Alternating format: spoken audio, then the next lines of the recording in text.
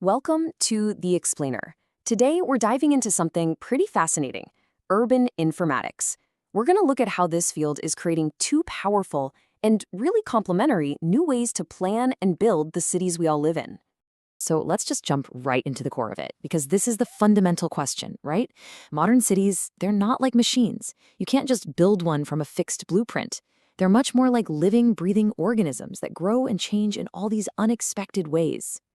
And that brings us to a huge problem for urban planning today. You see, the old way of doing things, creating a single, rigid, top-down master plan, well, it's just not working anymore. It's failing to keep up with our dynamic, super fast-paced world.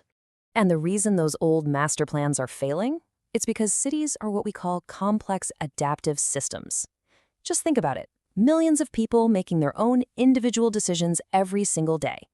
The results of all that is a city that's constantly evolving in ways that are pretty much impossible to fully predict or control. So, okay, if the old blueprint model is officially broken, how in the world do we guide the growth of our cities without totally choking them? Well, that leads us straight into our first really innovative approach. The first big idea is to tackle this like a scientist. Instead of trying to plan every single little detail, what if we could identify the fundamental rules? You could almost call it the city's genetic code, the stuff that really makes cities tick, and then plan around that.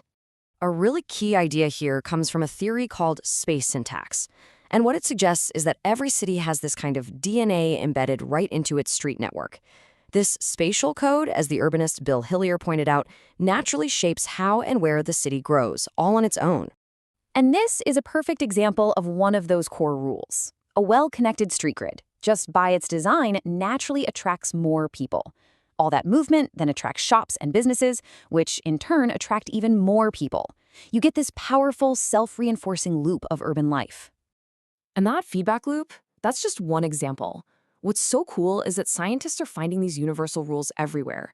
We see these repeating fractal patterns in city layouts, we see scaling laws that explain why bigger cities tend to be more innovative, and we see evidence that the healthiest cities have way more small-scale spaces than massive ones.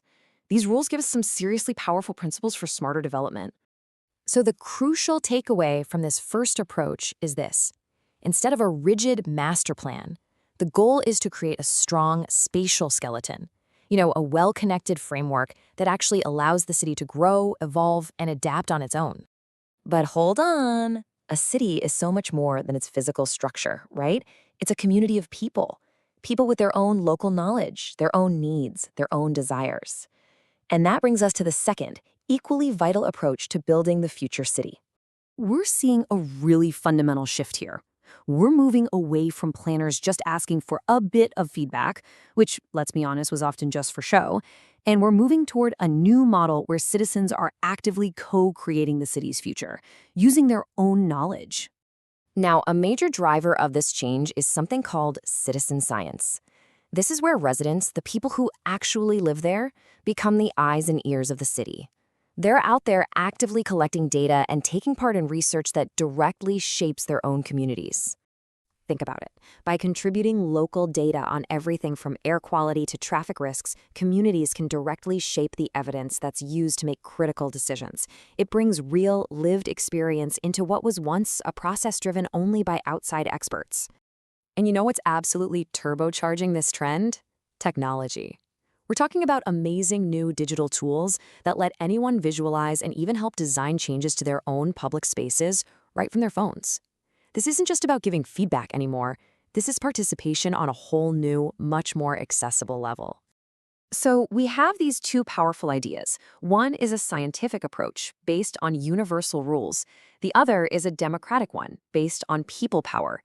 The real magic happens when we realize they aren't competing with each other. In fact, they complete each other. You can think of it like this. The scientific approach gives us spatial intelligence. It tells us what's structurally sound and what's likely to actually work in the real world. The collaborative approach, on the other hand, provides democratic governance.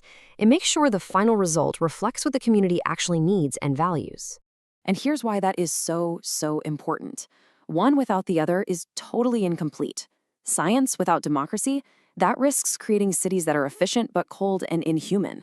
And democracy without those guiding scientific principles, well, that can lead to well-intentioned plans that are just fragmented and ultimately fail to create a vibrant place to live. And this is the real aha moment. The emerging field of urban informatics is the key, the glue that finally unites these two ideas.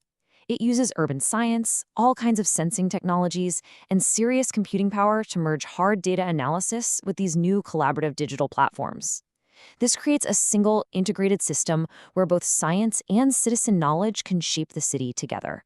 So, as you can imagine, this powerful new synthesis demands a completely different role for the urban planner. Planners are becoming way less like architects who are drawing up some final, perfect blueprint. They're becoming more like gardeners.